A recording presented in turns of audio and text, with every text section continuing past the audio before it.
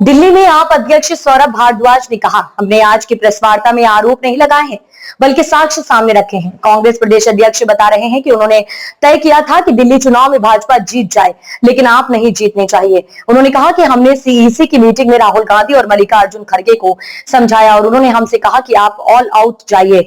ये एक बहुत गंभीर बात है। लोकसभा में नेता प्रतिपक्ष राहुल गांधी अपनी पार्टी की सीईसी मीटिंग में तय करते हैं कि भाजपा को जिताया जाए और आपको हराया जाए। आज ये साक्ष्य पूरे देश के सामने आ गया है। देखिए, आरोप तो पार्टियां एक दूसरे पे लगाती ही रहती हैं। कांग्रेस हम पे लगा देती है, हम कांग्रेस पे लगा देते हैं, कोई ओवैसी साहब पे लगा देता है, ऐसा चलता है। मगर आज जो प्रेस वार्ता हमने की है उसमें हमने आरोप नहीं लगाए, उसमें हमने साक्ष्य सामने रखे हैं।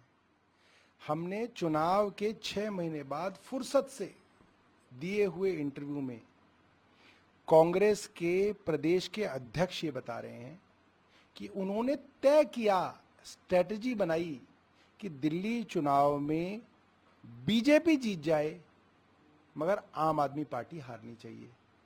और उसमें दूसरा सवाल जो था उसका जवाब बहुत गंभीर है और कांग्रेस के ऊपर पूरा प्रश्न चिन्ह लगाती है कि उसने पूछा कि साहब ये तो ठीक है मगर आपने राहुल गांधी और खड़गे जी को कैसे इस चीज के लिए मनाया? तो उन्होंने बोला हम सब ने सीईसी की मीटिंग में राहुल गांधी जी को और खड़गे जी को समझाया और फिर उन्होंने हमें गो हेड दिया कि आप ऑल आउट जाओ, सब कुछ करिए। और यही कारण है कि कांग्रेस ने दिल्ली चुनाव में 46 करोड़ रुपए खर्च किया, जिसमें 44 करोड़ रुपए कैश आया, और आम आदमी पार्टी ने 14 करोड़ रुपए खर्च किया और कांग्रेस को फिर भी 0 सीट मिली। तो ये एक बहुत गंभीर बात है कि जो देश की संसद में लीडर ऑफ अपोजिशन है राहुल गांधी जी, वो अपनी पार्टी की सीईसी की मीटिंग में ये तय करते हैं कि आम आदमी पार्टी को हराया जाए और भारतीय जनता पार्टी को जिताया जाए। उनको ये चिंता नहीं है कि कांग्रेस का क्या होना है।